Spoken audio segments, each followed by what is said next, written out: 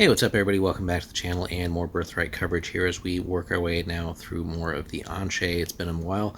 So today we're taking a look at the Basilisk, and it is a nasty one and also one of our favorites, actually. It's super fun to build an adventure or campaign around encountering this thing and trying to defeat it. So let's jump into the backstory a little bit here. It's been nearly a century since any reports of intelligence were attributed to the Anshe known as the Basilisk. Its depravities and corruption have apparently stripped it of its original intellectual faculties. This is not to say that the Basilisk is not cunning, malevolent, or dangerous. Oh, it's definitely that. It simply no longer has the capacity for communication with intelligent beings, nor its original capability of casting spells. Which, given all its other abilities and stuff, is a good thing, right? We don't need this thing casting spells. So, the normally poor reference known as the Annals of the Divinely Disfigured provides a clear view of the Basilisk as it existed between 1 and 2 centuries ago. 4 complete copies of the reference exist in the Kanasi lands, along with a number of other incomplete copies. All of them have an interview with the Basilisk, which is reconstructed here.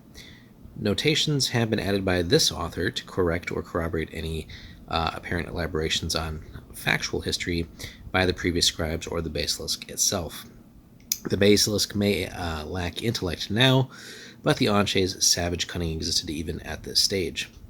So, quoting here, I am hate incarnate. Everything that is hate is me, and everything that is me is hate.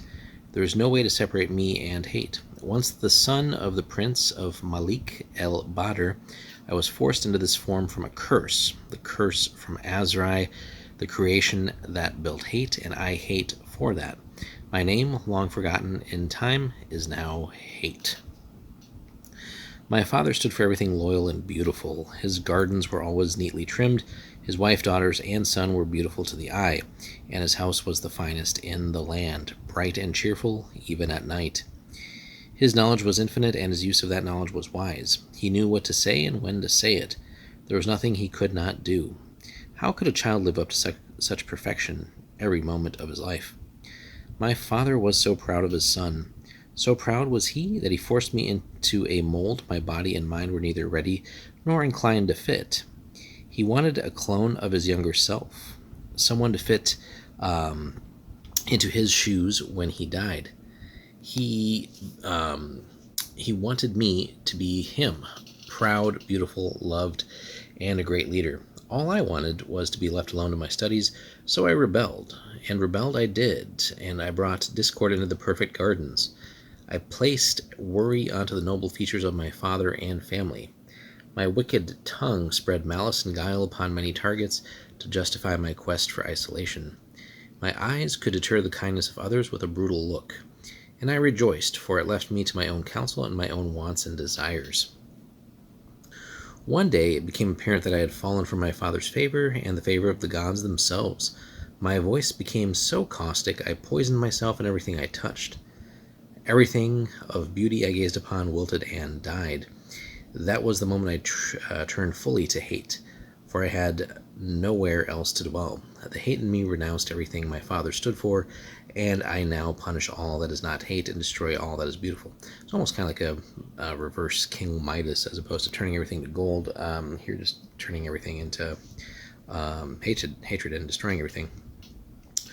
What motivates the loathsome creature called the Basilisk? Long ago, the answer was simpler, as is told by the monster's own tongue. It's angry for being born to a destiny it didn't wish to bear, and its internal venom and hatred molded its body to the reptilian form it wears today. Now it simply responds to primal drives of hunger and territory, though it is certainly more dangerous than any animal. Originally, the son of Prince Malik el-Badr, sorcerer and the last ruler of the lands, now known only by their monstrous inhabitant, Bali rebelled at an early age. He preferred the security of the isolated study of magic, and he put his faith in shadows and intrigue, not the honor and trust of his father's ways.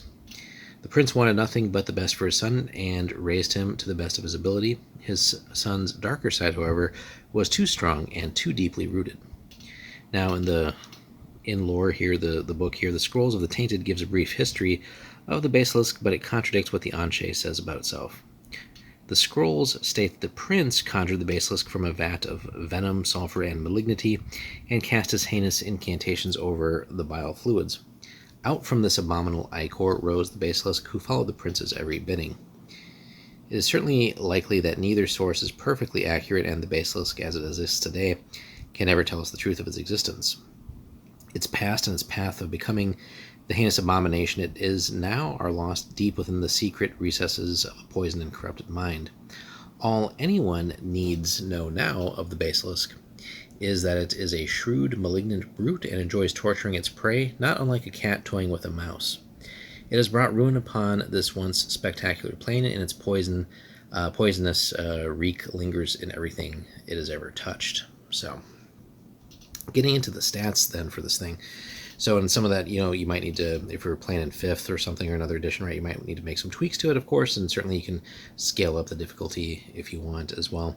But intelligence, really none to speak of. Mainly active during the day. It's an omnivore, considered neutral evil. Movement of 15, 7 feet long. Armor class of 5. Again, this is the old system here, so you might want to adjust that. 74 hit points. Again, if you feel like that's a little bit too low, you might want to scale it up a little bit, or just adjust as needed. Right, this can all be modified. Obviously, THAC0 no longer exists since this is all second ed stuff, right? Has 6 attacks, right? Bite, tail, and 4 claws. And then the damage output there. Which again doesn't seem like a lot, but again might add like a little bit of a strength bonus to it as well. They're not really given that here. Special attacks, stench and poison gaze. Defense also the stench. No magic resistance, which is interesting. Morale of 12, has a pretty solid bloodline from Azrai, which again has a lot of other abilities here, right? Blood form, death touch, invulnerability, major resistance to poison, poison sense, and regen. And again, see our separate series there on all the bloodline abilities, right? So that's where it's getting just a lot of extra punch and resilience, and considered to have an XP value of 17,000. So, moving on. So once human, the basilisk barely retains the appearance of such, right? And we can see that from the initial picture. It's a man-sized creature, a little bit bigger, but that appears closer to a reptile than its formerly human nature, covered with all kinds of rusty scales that ooze a clear poisonous secretion. That same poison drips from its fangs and sharp claws in more concentrated forms. The eyes have no irises, its external ears have fallen away, and its spine is extended to a large prehensile tail. It has no body hair, and it does have a crest running from head to the small of its back. Its standard attacks involve slashing with its claws and biting its primary foe. Both the claws and bite attacks deliver the Anche's death touch ability in addition to their normal damage, which again is where a lot of the extra offense comes from, right? Its tail is often used as a bludgeoning weapon, though it can wrap around one target and hold with a strength of 18/100, but again, older second ed stuff, so just, you can leave it as an 18. The slime covering the body's scaly skin has a caustic reek that can be detected miles away, and that stench can linger for weeks after its passing. In a calm breeze, the stink can even be detected upwind. Within 60 feet, the stench has a ruinous effect on the opponents or any creatures. You gotta save versus poison, or which you have to roll immediately. If failed, the victim can do nothing but fall to the ground paralyzed by nausea that continues for D10 rounds or until the stench is gone. Those who make the saving throw do suffer a -2 on all attack rolls, which is pretty nasty, and saving throws while in the stench. If any flesh were to actually touch the slime, it takes D3 points of damage. And then with its gaze, the basilisk can cause any fluids to change into deadly poison. Pools of water it glances at are just instantly envenomed, and which again should make for tracking it down, and like any characters maybe thinking to replenish like stores of water or something could be unpleasantly surprised with some of that being actually poisonous. Then also bodies of water are temporarily polluted, and heavy fogs change into poisonous mists. All who drink or breathe the poisons must again make saving throws versus poison or suffer D8 points of damage here. If a living creature is looked at, the water contained in the eyes, tear ducts, and mouth are poisoned, unless a saving throw versus poisoned is successful again. If it's failed, you lose D4 points of strength and constitution per round. If either reaches 0 or 4 rounds elapse without aiding the poisoned character, the victim just dies. So again, that's where a lot of the danger comes from trying to tackle this thing. If the toxins are neutralized in 4 rounds, all statistics and the movement rate return to normal in D6 hours, right? So hours there, not rounds or turns, but hours. So, and again, the former Canasi realm here, it's now known as just as the Basilisk's domain. It's towards the eastern side of the Tarvan Waste, so kind of roughly between all the different nations, really. So you got kind of south of the Brights, west of the Canasi, southwest of the Voss, east of the Anwirans, right? So there's nothing here, so it's not really a realm in that sense anymore, right? So it's a lawless, poisoned land. There's just random brigands, giants, and the Anshe itself. Now the giants do control a holding one in the Broken Hills. So what law there might be, it's not really truly a realm. So we get a little bit of a look at it here as well, right? And we can kind of see some of the sort of basic generic provinces there, but again, there's nothing really organized as far as civilization goes outside of like what the giants have. The once great temples that were here over a century ago have been shattered by the Basilisk's rampages, and skeletal remains of the clerics litter the ruins of their temples in El Besser.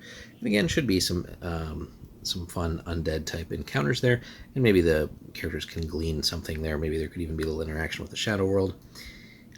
Guilds, they're restricted to the paltry collections of loot made by Kalila Sun Eyes' dark blades or the giants' raiding parties. 1 point each in El Besser and the Broken Hills. So again, applying a dangerous and deadly trade here, given that there's a Anshe that really will just kind of do what it wants.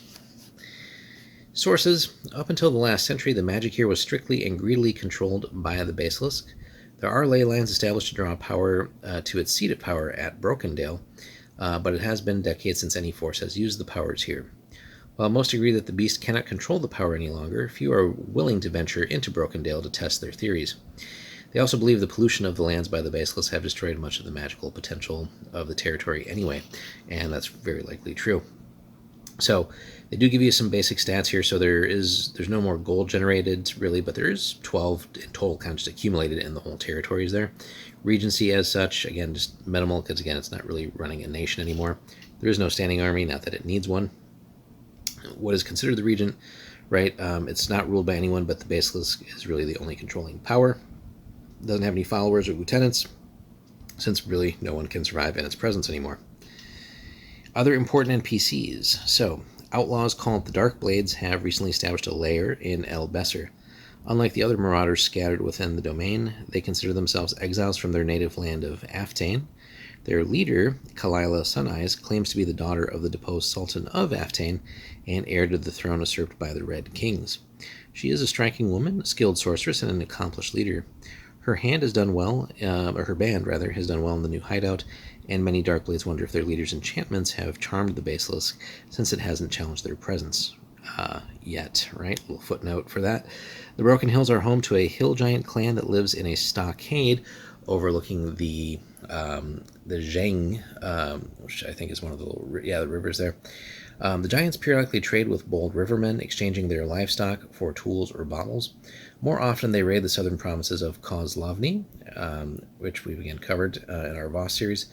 The Basilisk has eaten the giants' cattle and sheep for years, and several giants have died trying to slay the beast, which again just it gives you an idea of their potency, or the Basilisk potency too, right? It just does not care, because it's just hard for anything to survive in its presence. Now they simply drive their herds into the stockade when they smell the Basilisk and kind of hope for the best, right? So far it hasn't really attacked their stockade, but again, could probably make short work of them too. As far as their defenses go, the domain itself, right, this was part of Djara and was known for its ideal grazing land. However, the Basilisk's arrival changed all that. The Anshe destroyed the towns and palaces of the Jarans, leaving a scarred and poisonous landscape littered with nothing but ruins and corpses in its wake. After dozens of attempts to kill the creature, the region was abandoned, and basically everybody just kind of got the hell out. Now the entire domain is an envenomed wasteland. Great tracts of land are permanently fouled by the beast's presence.